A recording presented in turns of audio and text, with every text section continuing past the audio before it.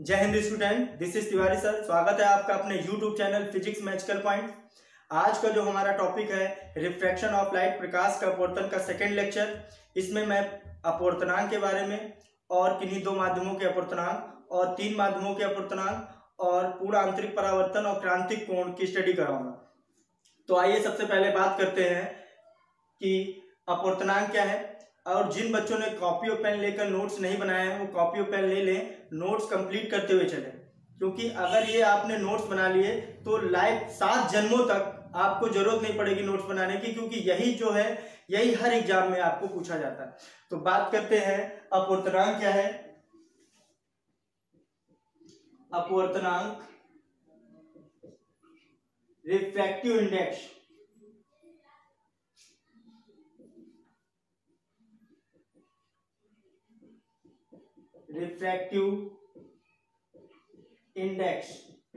अपवर्तनांक किसी माध्यम में प्रकाश किरण के बदलने की दिशा के बदलने की जो क्षमता होती है उसी को अपवर्तनांक कहते हैं। जब प्रकाश किरण एक माध्यम से दूसरे माध्यम में जाता है तो वो अपने मार्ग से विचलित हो जाता है। तो अपवर्तनांक क्या है? किसी माध्यम की एक वो क्षमता होती है जो प्रकाश किरण के बदलने को ही बोलते हैं।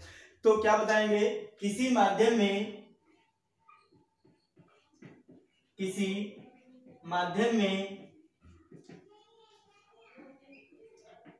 प्रकाश किरण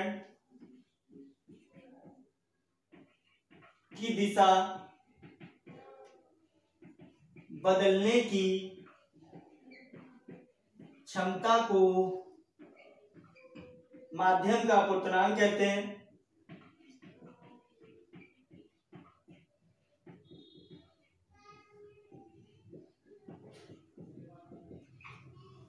इसे n या म्यू से रिप्रेजेंट करते हैं।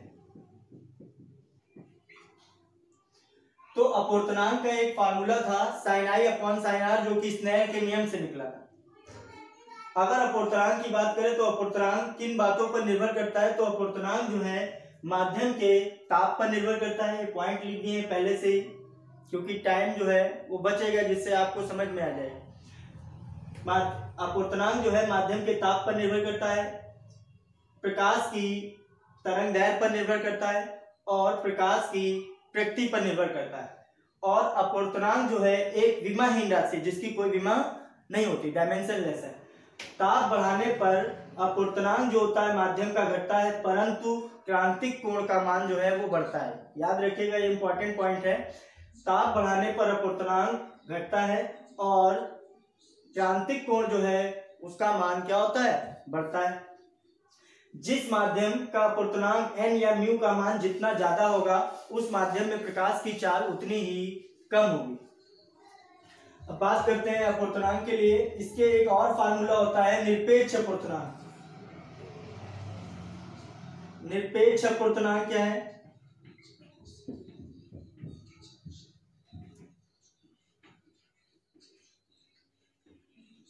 एब्सोल्यूट रिफ्रैक्टिव इंडेक्स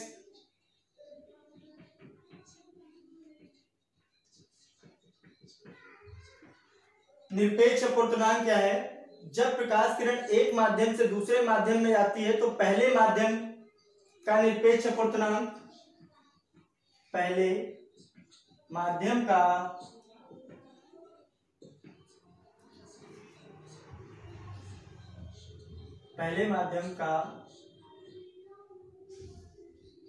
निरपेक्ष अपवर्तनांक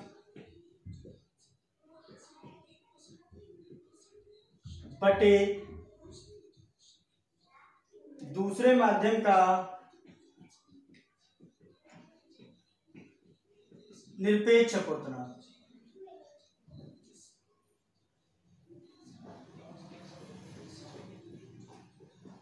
पहले माध्यम का निरपेक्ष अपवर्तनांक बटे दूसरे माध्यम का निरपेक्ष अपवर्तनांक, जो कि अपवर्तनांक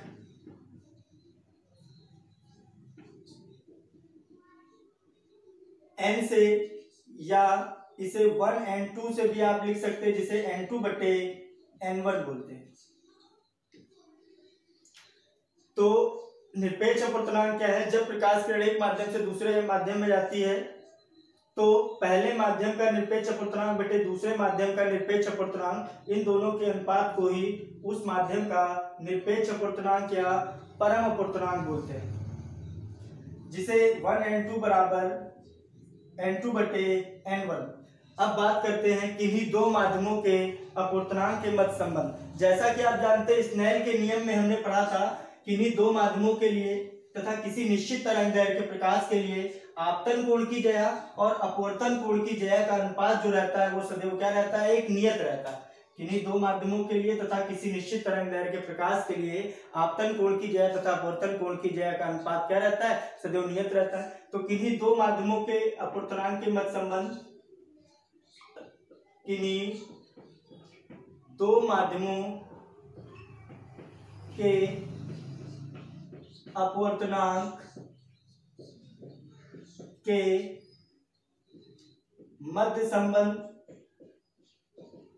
किन्हीं दो माध्यमों के अपवर्तनांक के मध्य संबंध की बात करते हैं तो sine I upon sine R, जब प्रकाश का अपवर्तन एक माध्यम से दूसरे माध्यम में होता है तो पहले माध्यम में आपतन कोण, दूसरे माध्यम में अपवर्तन कोण की ज्या का अनुपात क्या रहता है? नियत रहता है, जिसे हमने कहा था 1n2 से लिखते हैं, इसको इक्वेशन 1 कह देते हैं फर्स्ट। अगर प्रकाश का अपवर्तन दूसरे माध्यम से पहले माध्यम में हो रहा है तो आपका ध्यान रखिएगा बनेगा sine R upon sine I equal to 2n1, जिसको इक्वेशन सेकंड दे देते हैं। समीकरण 1 व समीकरण 2 का गुणा करने on multiplication equation first and second, अगर दोनों का मल्टीप्लाई करते हैं तो sine I upon sine R into में sine R upon sine I equal to 1n2 into में 2n1। साइन I से साइन I डिवाइड में कैंसिल हो जाएगा, साइन R से साइन R डिवाइड में कैंसिल हो जाएगा, तो बनेगा आपका 1 equal to 1n2 into 2n1। If अगर 1n2 की वैल्यू अगर निकालेंगे यहाँ से 9 तो क्या निकलेगा? 1n2 equal to 1 upon 2n1। अगर पहला माध्यम वायु का है, यदि पहला माध्यम वायु का है तो 1 की जगह आपका हो जाएगा A, और दूसरा माध्यम कांच का है तो ANG बराबर हो जाएगा 1 अपॉन GNA। ये किन्हीं दो माध्यमों के अपवर्तनांक के मध्य क्या होता है? संबंध। ऐसे ही आगे बात करते हैं किन्हीं तीन माध्यमों के अपवर्तनांक के मध्य संबंध। नोट्स बनाते हुए चलिए सभी बच्चे, क्योंकि आगे चलकर कभी आपको ये चैप्टर जो है दोबारा पढ़ने की जरूरत नहीं पड़ेगी। तो किन्हीं दो माध्यमों की जगह आप कर देंगे किन्हीं तीन माध्यमों के अपवर्तनांक के मध्य संबंध। तो तीन माध्यमों के अपवर्तनांक के मध्य संबंध जैसे वायु, कांच और जल, तीन माध्यम ले लिए, एयर मीडियम, ग्लास मीडियम और वाटर मीडियम। तब किन्हीं तीन माध्यमों के अपवर्तनांक के मध्य संबंध निकालेंगे तो ANG इंटू GNW गुणे WNA इक्वल टू 1, या अगर पहला माध्यम 1n2 into 2n3 into 3n1 equal to 1, ये होता है। इसी में एक फार्मूला और आप लिख सकते हैं, जैसे आपने लिख दिया 2n, ध्यान रखिएगा लिखा हमने GNW का अपवर्तनांक का मतलब ये प्रकाश किरण जो है वो कांच से जल में जा रही, तो जो दूसरा माध्यम है उसको आप ऊपर लिखेंगे जल का अपवर्तनांक बटे कांच का अपवर्तनांक, और ये जल और कांच में प्रकाश किरण कहां से आई होगी? वायु से, तो आप लिख सकते हो ANW बटे ANG। एक अपवर्तनांक का और फार्मूला होता है गहराई के लिए, जैसे जल में कोई सिक्का पड़ा हुआ है तो वो कुछ ऊपर दिखाई देता है, जो कि बताया था प्रकाश के अपवर्तन की घटना है। तो ऐसे क्वेश्चन पूछ लेता है एग्जाम में कि किस घटना से संबंधित है कि जो सिक्का है वो जल में पड़ा हुआ सिक्का जो है, बीकर में जल भरा हुआ है उसमें सिक्का जो है कुछ ऊपर दिखाई देता है उठा हुआ, तो कौन सी घटना के कारण है? तो बताओगे प्रकाश के अपवर्तन की घटना का। ऐसे एक अपवर्तनांक का और फार्मूला है, अपवर्तनांक का एक फार्मूला है आपका, ध्यान रखिएगा n इक्वल टू वास्तविक गहराई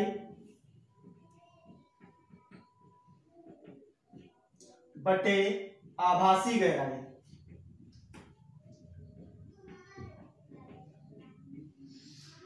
ये भी फार्मूला इंपॉर्टेंट है। एक फार्मूला और होता है अपवर्तनांक का,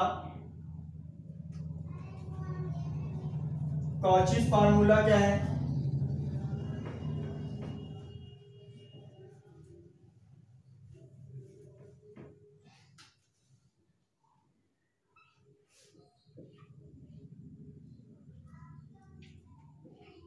Cauchy's formula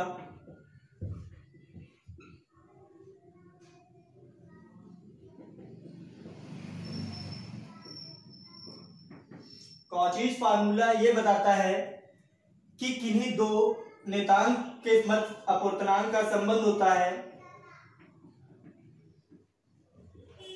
n equal to a plus B upon lambda square, जहां पर a व b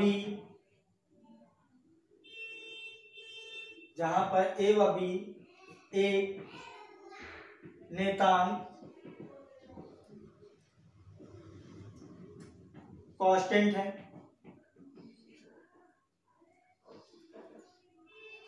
तो ये कॉचीज फार्मूले के लिए अपवर्तनांक है और a और b यहां पर क्या है? नियतांक है।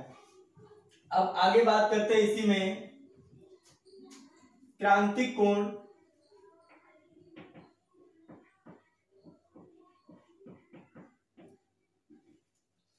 क्रांतिक कोण की अगर बात करें तो क्रांतिक कोण क्या है?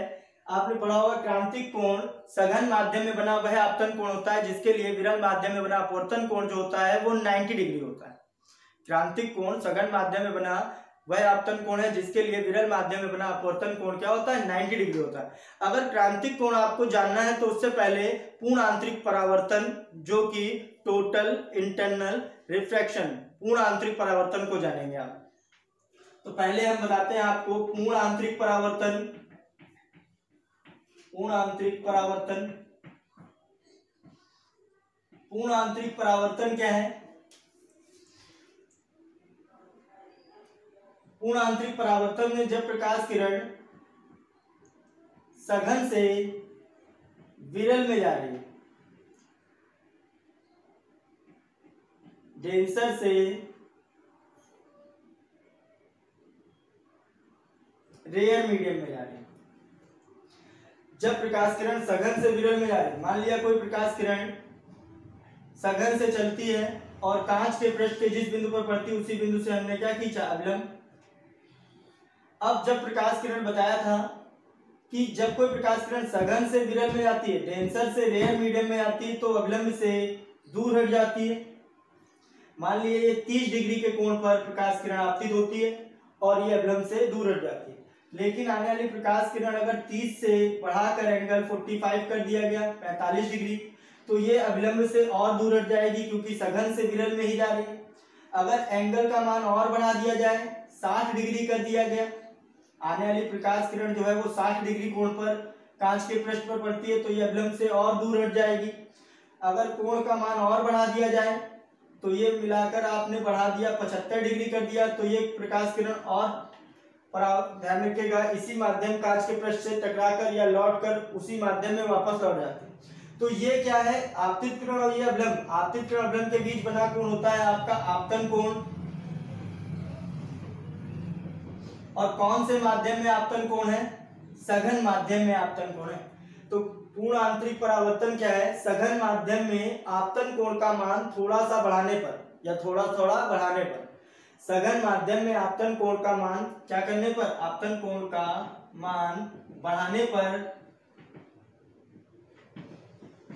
सघन माध्यम में आपतन कोण का मान बढ़ाने पर क्रांतिक कोण का मान बढ़ता है जिससे प्रकाश परावर्तित होकर उसी माध्यम में वापस लौट आता है। यह घटना पूर्ण आंतरिक परावर्तन कहलाती है। तो याद रहेगा सघन माध्यम में आपतन कोण का मान धीरे धीरे बढ़ाने पर या आपतन कोण का मान बढ़ाने पर क्रांतिक कोण का मान बढ़ता है जिससे प्रकाश परावर्तित होकर उसी माध्यम में वापस लौट आती है। यही घटना क्या कहलाती है? पूर्ण आंतरिक परावर्तन कहलाती है।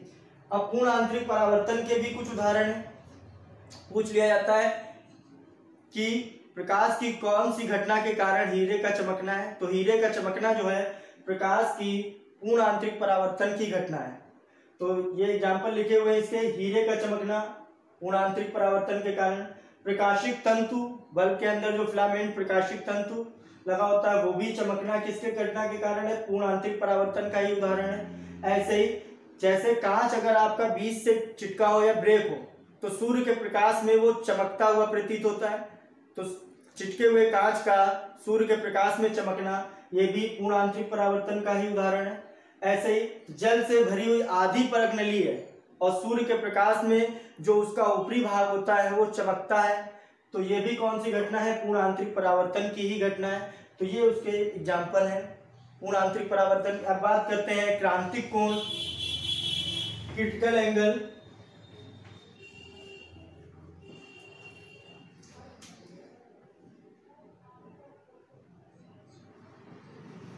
क्रांतिक कोण क्या है? Critical angle. क्रांतिक कोण जो है सघन माध्यम में बना, क्रांतिक कोण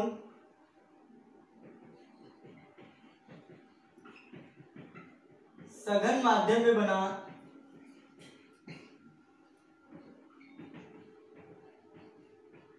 वह आपतन कोण है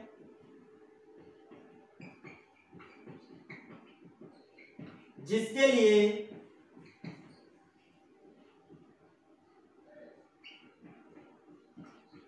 विरल माध्यम में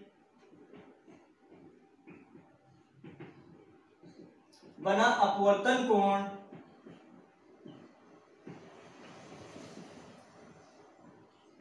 नाइन्टी डिग्री होता है।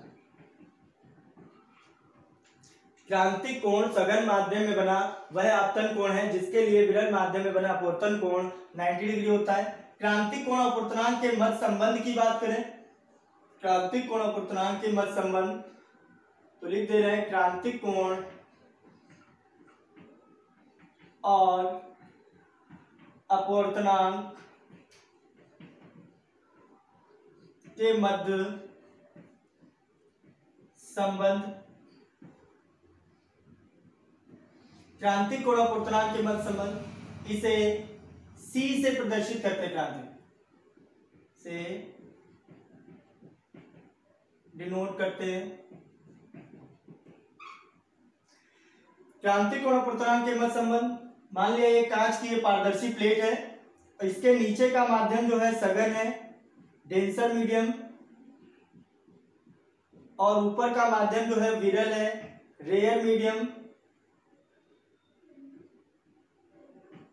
कोई प्रकाश किरण सघन माध्यम से चलती हुई कांच के पृष्ठ पर पड़ती, इसी बिंदु से हमने क्या खींच दिया? अवलंब। और हमने बताया जब कोई प्रकाश किरण सघन से अगर विरल में जाएगी तो अवलंब से क्या हो जाती है? दूर हट जाती है, लेकिन इस प्रकार पड़ती है कि ये इसी तल पर सीधे इस तरह से निकल जाती है, जिसके लिए अपवर्तन कोण का मान कितना होता है? 90 डिग्री। और क्रांतिक कोण सघन माध्यम में ही बना आपतन कोण होता है। क्रांतिक कोण जो है सघन माध्यम में बना वह आपतन कोण होता है, यही आपतन कोण ही क्रांतिक कोण होता है सघन माध्यम में, जिसके लिए विरल माध्यम में बना अपवर्तन कोण 90 डिग्री होता है। ये आपका फर्स्ट मीडियम है और ये आपका क्या है? Second medium. अगर प्रकाश का अपवर्तन दूसरे माध्यम से पहले माध्यम में हो रहा है तो स्नेल के नियम से आपका क्या बनेगा? स्नेल के नियम से साइन आई की जगह आप रखोगे C बटे साइन आर, आर की जगह आप रखोगे 90 डिग्री, 90 डिग्री रखेंगे बराबर, दूसरे से पहले में आ रहा है तो आप लिखोगे 2n1, साइन C तो आपने ऐसे ही लिख दिया बटे साइन 90 का मान 1 बराबर 2n1, जो कि आप लिख सकते हैं इसको साइन C बराबर 1 अपॉन या 2n1, 2n1 को लिख सकते हैं आप 1 अपॉन 1n2। यदि पहला माध्यम वायु का है और दूसरा माध्यम कांच का है, कांच से वायु में अगर प्रकाश किरण जा रही है, अपवर्तन हो रहा, तो बनेगा आपका साइन C बराबर 1 अपॉन ANG। ये भी इसका एक फार्मूला है। अब सबसे ज्यादा प्रकाश किरण किस माध्यम में होती है? ठोस, द्रव या गैस में? तो सबसे ज्यादा प्रकाश की किरण जो होती है वो गैसीय माध्यम में होती है और उसकी चाल जो प्रकाश की होती है निर्वात में वायु में 3 × 10⁸, जो कि 3 × 10⁸ मीटर पर सेकेंड। तो अगर हम बात करते हैं 3 माध्यम यहाँ पर लिए जा रहे हैं, एक ठोस, दूसरा द्रव और तीसरा आपका क्या है, गैस का।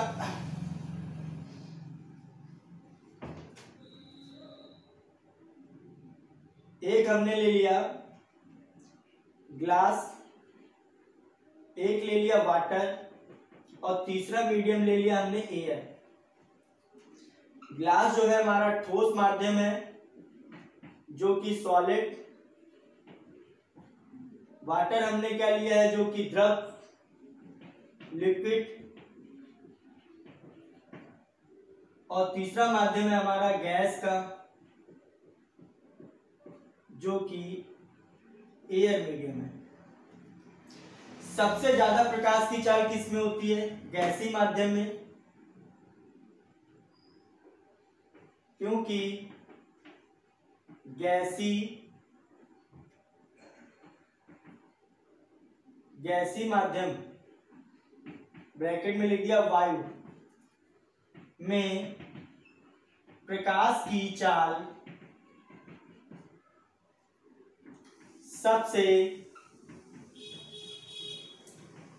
अधिक होती है, इसलिए वायु में या वायु का अपवर्तनांक सबसे कम होगा। जबकि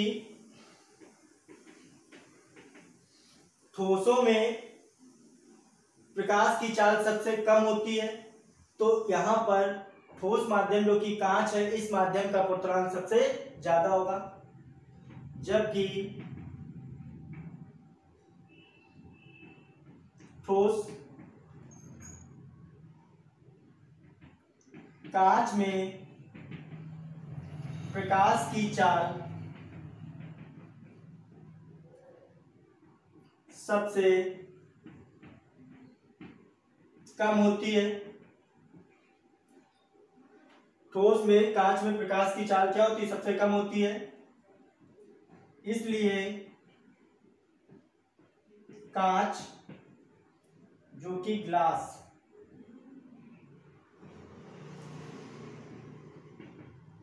कांच का अपवर्तनांक सबसे ज्यादा होता है। तो ये टॉपिक जो है आपका रिफ्रैक्शन ऑफ लाइट, प्रकाश का अपवर्तन, इस लेक्चर में फुल कंप्लीट हो चुका है। और जिन बच्चों ने, हमें लगता है कि पढ़ने के बाद समझ में भी आ जाता है, लेकिन वो लाइक नहीं करते, सब्सक्राइब नहीं करते, कोई कमेंट्स नहीं करते, कुछ समझ में नहीं आता है यहाँ के लोगों का। पूरा पढ़ लेते हैं और फिर भी चैनल को सब्सक्राइब या लाइक नहीं करते। कोई बात नहीं, लेकिन मैं इसी तरह आपके साथ मेहनत करता रहूँगा। अगर आपको अच्छा लगता है तो मेरे लिए आप कुछ भी करें या नहीं करते हैं, कोई दिक्कत नहीं है। लेकिन अगर आपको समझ में आ रहा है तो आप नोट्स जरूर बनाइए। अगर नोट्स बनाएंगे तो आप 7 जन्म तक इस चीज़ों को कभी नहीं भूलेंगे, क्योंकि इसके बाहर कैसा भी एग्जाम हो, कभी भी इससे बाहर नहीं आ सकते। फुल कॉन्सेप्ट और ट्रिक के साथ मैं इसको बता रहा हूँ। इसीलिए मैं लिख भी देता हूँ कि अगर मैं जो कुछ चीज़ें बोलता हूँ शायद आप बोलने पर उतनी चीज़ें आप ना लिख पाएँ, तो इसीलिए बोल देता हूँ कि आप जिससे नोट्स प्रिपेयर करते चले। अगर ये आपको वीडियो अच्छा लगा हो तो आप नेक्स्ट वीडियो का इंतज़ार करें। Thank you.